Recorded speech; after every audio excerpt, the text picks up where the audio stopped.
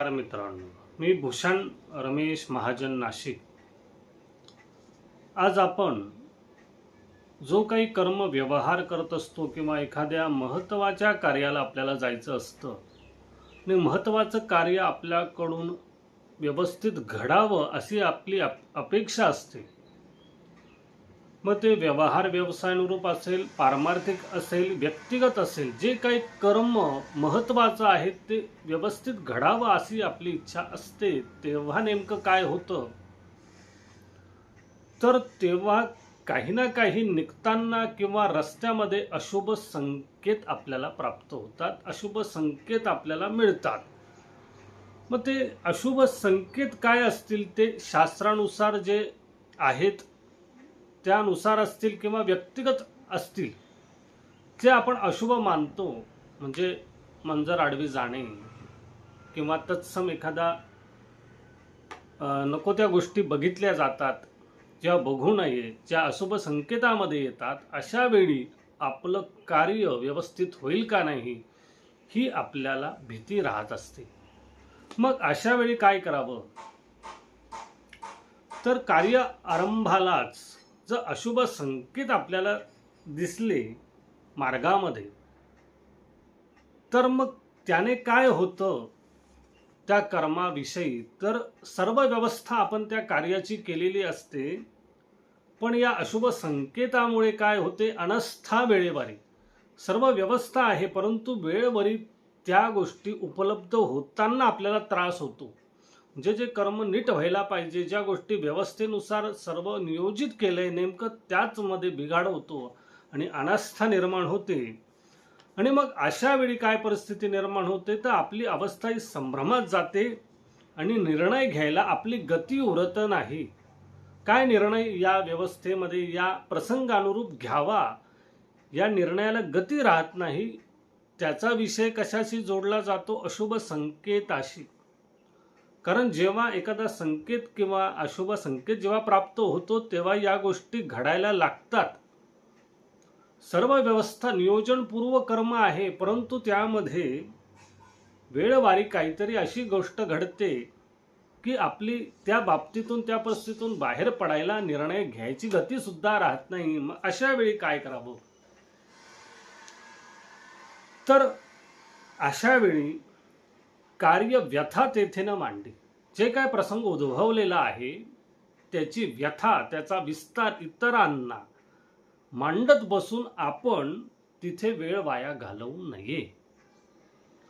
मग जे कार्यामध्ये विघ्न आलेलं आहे, जे काही परिणाम घडलेला आहे त्याची चर्चा भोवताली न करता, कोणाला तो प्रसंग, ते संकट कळून न देता, त्याची चर्चा न करता काय करावं, तर हरिनामस्मरणे कार्यारंभ करीव. अशा परिस्थितीमध्ये आपले जे हरिनाम असेल, हरिनाम म्हणजे भगवंताचं नामस्मरण, मग आपली ज्या भगवंतावर अतिश्रद्धा आहे त्या भगवंताचं नाव घेऊन ते कार्य पुढे न्यायचं. देवाचं नामस्मरण करून पुढे जायचं. तो प्रसंग अनुरूप आपल्याला त्यातून बाहेर पडायचा मार्ग नक्की प्राप्त होतो, पण त्याविषयी त्या देवत्वावर श्रद्धा पाहिजे. पूर्वापार उपासित दैवताचं नामस्मरण करून पुढे जावं. आणि मग अशा वेळी काय, तर कर्म व्यवधान, त्या कर्मावर जे करायचं आहे त्या कर्मावरचं आपलं लक्ष, आपलं चित्त, आपलं व्यवधान सोडायचं नाही. जर तो अशुभ संकेत मिळाला त्याकडे दुर्लक्ष करायचं. संकटाचा हरण भगवंत नक्की करणार, कार्यसिद्धी होणार ही भावना निर्माण होईल. कशामुळे, नामस्मरणामुळे. त्या प्रसंगानुरूप हरीचं नामस्मरण करून त्या संकटातून बाहेर पडायचं, कार्यसिद्धी निश्चित होणार. मग असा प्रसंग आला की नाम घेतल्यावर काही फरक पडतो का, नामस्मरण केल्यावर खरंच त्या संकेत जो काही मिळाला असेल किंवा जे काही अशुभ घडलेलं असेल त्यातून बाहेर पडू शकतो का, असे अनेक विचार येतात.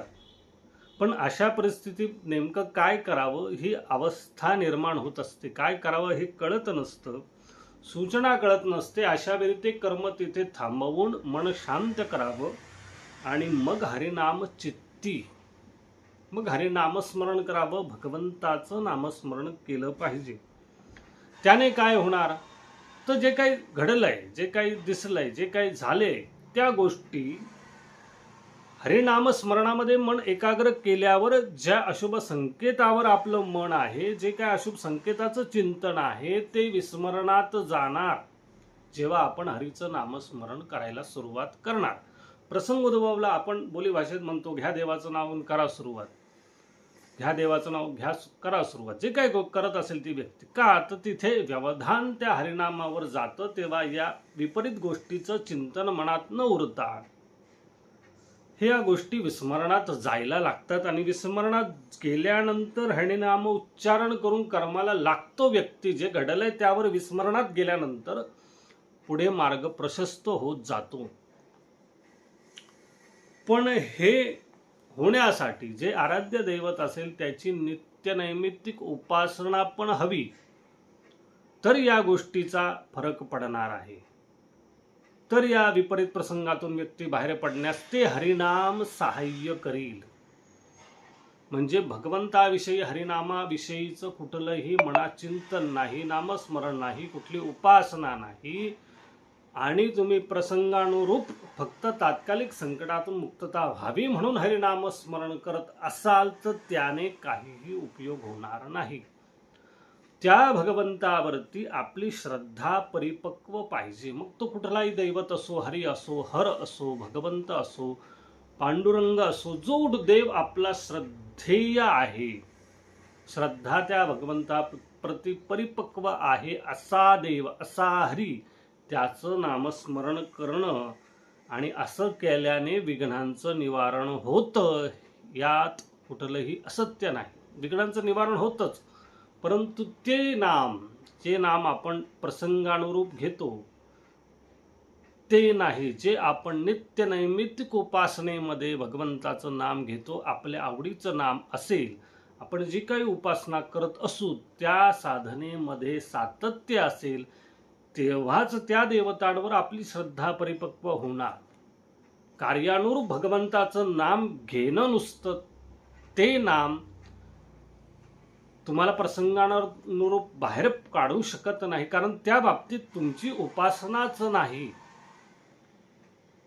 जर उपासना त्या नामामध्ये नाही, आपण त्या उपासना त्या नामस्मरणाची केलीच नाही, आयत्या वेळी नाम घेतो, असं न करता जे नाम नित्य नैमित्तिक उपासनेमध्ये आहे त्याच नाम आपण घेऊन जर पुढे कर्माला लागलो, मार्गाला लागलो, तर विघ्नांचं निवारण 100% होणार, यात कुठलीही शंका नाही.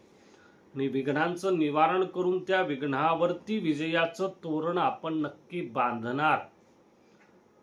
अशा अशुभ प्रसंगातून बाहेर काढण्यासाठी हरिनाम घेणं आणि कार्याला सुरुवात करणं हे महत्त्वाचं असतं. त्याने आपल्याला कार्यसिद्धी होती. असे काही अशुभ संकेत किंवा जे काही आपल्याला वाटत असेल ते सगळं निवारण व्हावं, ते चिंतनातून जावं, असं जर आपल्याला वाटत असेल, असं प्रसंगावर घडत असेल, भगवंताचं नामस्मरण करून पुढील कार्याला सुरुवात करावी. तुम्हाला त्या कार्यात कार्यसिद्धी होणारच. काम तिथे कर्माचं व्यवधान कुठे सोडायचं नाही. कार्यानुरूप सर्व व्यवस्था जरी उपलब्ध असेल, प्रसंगानुरूप आपल्याला तसं वाटत असेल, तर ते टाळण्यासाठी उत्तम उपाय म्हणजे नामस्मरण करून पुढे कार्याला लागणं. नामस्मरण चिंतनात घेतल्यानंतर त्या अशुभ संकेत आपले विस्मरणात जाऊन कार्यानुरूप आपले विचार प्रकट होतात आणि तिथून पुढे कर्माला नियोजनाला पुन्हा नव्याने सुरुवात करता येते.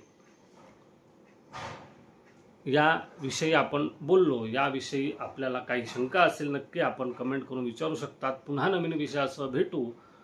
अध्यात्मभूषणम या यूट्यूब चॅनलच्या माध्यमातून अशा विविध धार्मिक पारमार्थिक विषयांवर मार्गदर्शन असतं. आपल्याला हे व्हिडिओ आवडत असतील पुन्हा शेअर करा, सबस्क्राईब करा, लाईक करा. पुन्हा नवीन विषयासह भेटू. सर्वांना नमस्कार, धन्यवाद.